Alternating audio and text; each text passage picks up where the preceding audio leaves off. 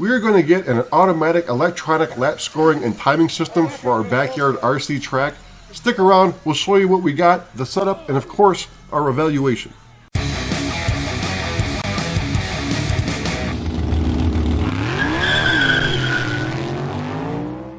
We've been running club races for a few seasons now, and our lap counting system was simply drivers calling out their lap number each time they cross the start-finish line.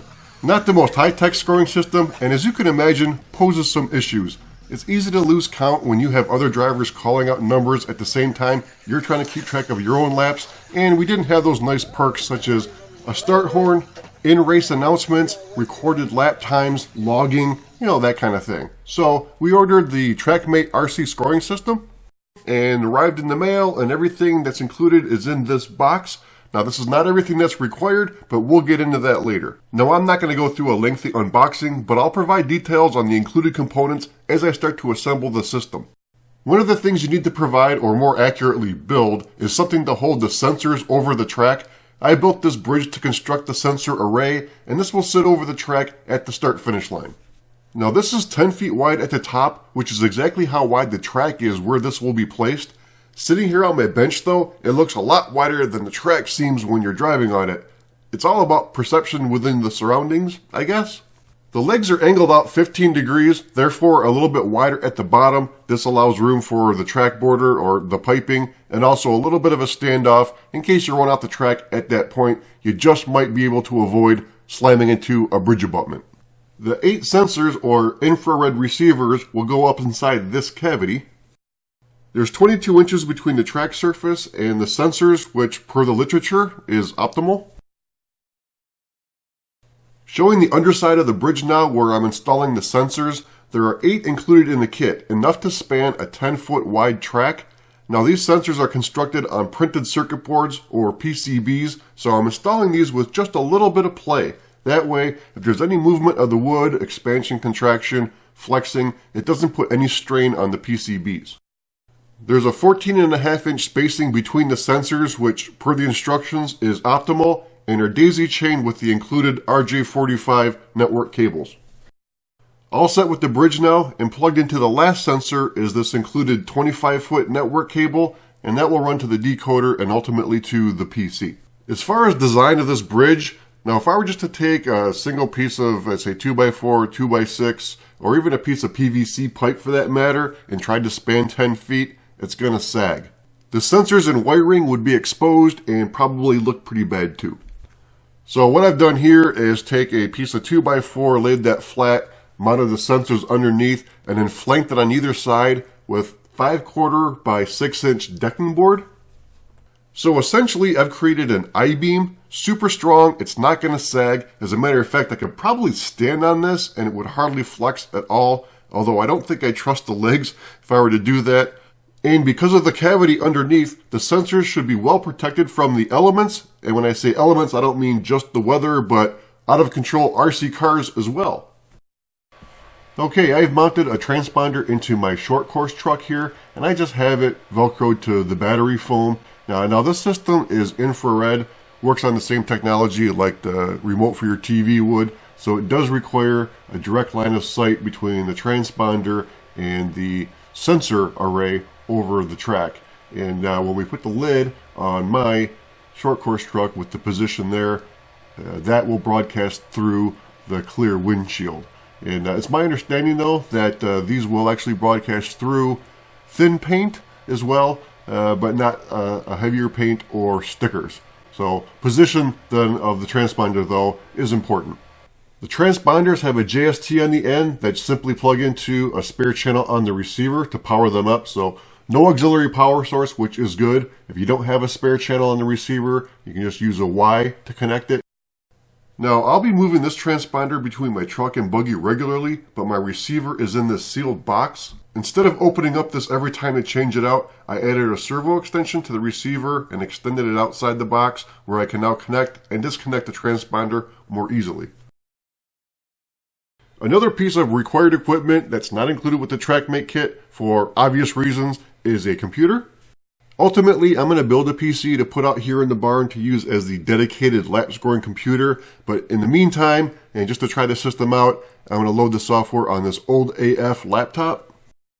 Now this thing is pretty slow, at least for today's standards, but it shouldn't have any problem running the lap scoring software as it's not exactly processor intensive. Now the Trackmate software is actually free. You can just go to their website and download it even if you don't buy anything. And there are other lap scoring programs that will work with the Trackmate hardware also.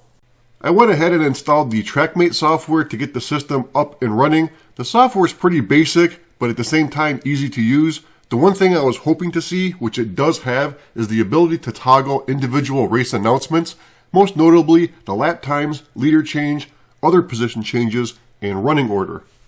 As a bonus, you can use your own wave files for some of the sounds also. Alright then, let's kill some people! And finally, plug the decoder into the USB port of the PC. The other end then goes to the network cable that runs from the sensor array, which I am putting in place here right before the intersection jump. And just a quick view how it's going to look from the driver's stand, and that's not going to create any sort of major visual obstruction of any important part of the track, so we're good. Okay, trackside now. Everything's hooked up to the timing loop. I also have an auxiliary Bluetooth speaker connected because the speakers in that laptop aren't going to cut it. This is the testing phase now, and so I put it into practice mode to start. And because it's practice, I set up the announcements for lap times and best lap. Fastest lap by Slater, 13.96 seconds. Fastest lap by Salami, 13.41 seconds.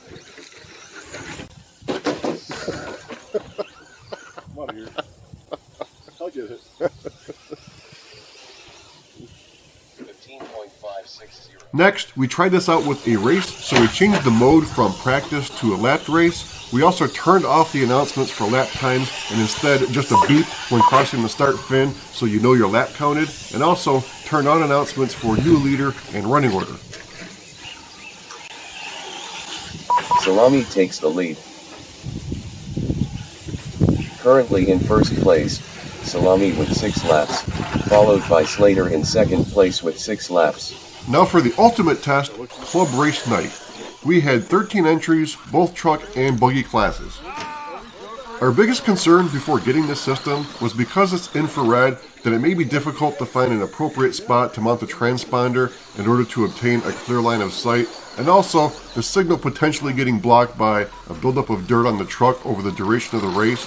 Turns out, no reason to worry.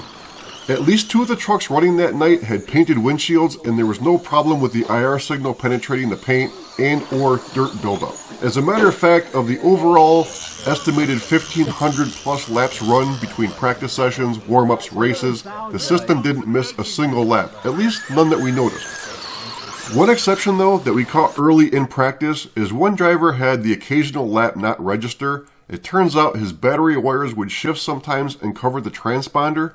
Tucking those under the battery strap easily fixed that issue. We did change to a different software program though. This one is from Flipside Racing and is a bit more comprehensive than the Trackmate. What we really liked about it was that you can save profiles, so settings such as the number of laps and which in-race announcements are made are loaded automatically when switching between the profiles we set up for practice, qualifiers, and mains. The biggest bonus is that the system isn't outrageously priced. We aren't running the track as a business just for fun, so spending thousands of dollars for the mainstream lap scoring system doesn't make sense.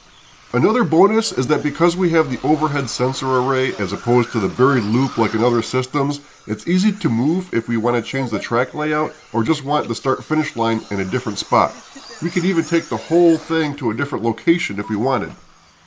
Overall, the system exceeded our expectations, so 2 thumbs up to Trackmate. Good job. If you enjoyed the video, be sure to give us a like, it really helps the channel. Subscribe if not already. Thanks for watching, we'll see you next time.